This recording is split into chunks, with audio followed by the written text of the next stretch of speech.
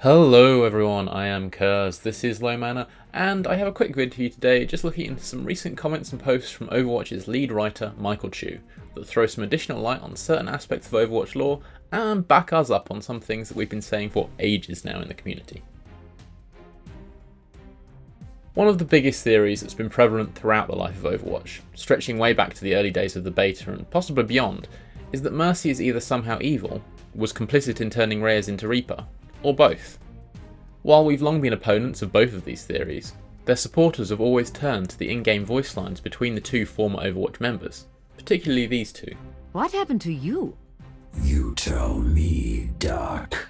Along with the older, removed line, Don't forget, you're the one responsible for this.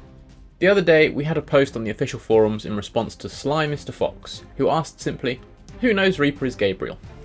He made a series of decent assumptions. Sombra must know because she knows things. Anna following the events of Old Soldiers. Widow given they work together closely on talent operations and so on. Curiously he missed out 76 altogether and again made the assumption that Mercy must know due to being the one to revive Reaper, referencing her in-game quote. At this point Chu popped in with the following. So far Anna and Jack, when they encountered him in Old Soldiers, and Sombra, because she knows things, in capitals, see a web I guess. Even with everything that's happened to Reyes, Anna and Jack would be able to recognise him immediately, given all their close experience serving together over the years. To make it extra confusing, it gets a little more complicated in game, because we chose to have some non-canon interactions, because I think it's more interesting to have Reinhardt take out Reaper and say, traitor, than to accurately reflect that he doesn't know Reaper's true identity.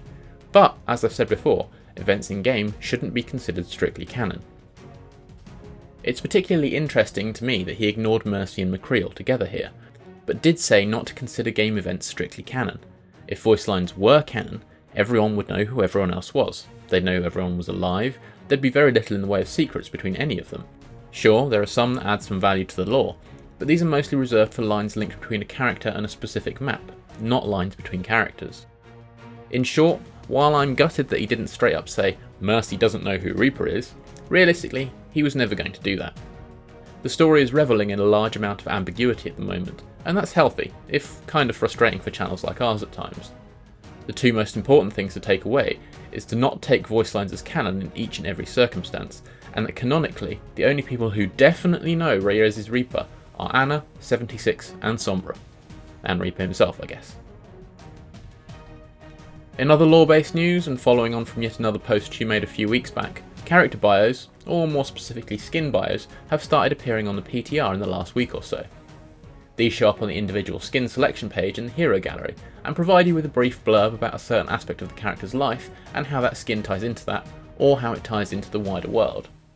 These are still very much a work in progress, most skins are missing them, and most of the ones that are there are nothing new.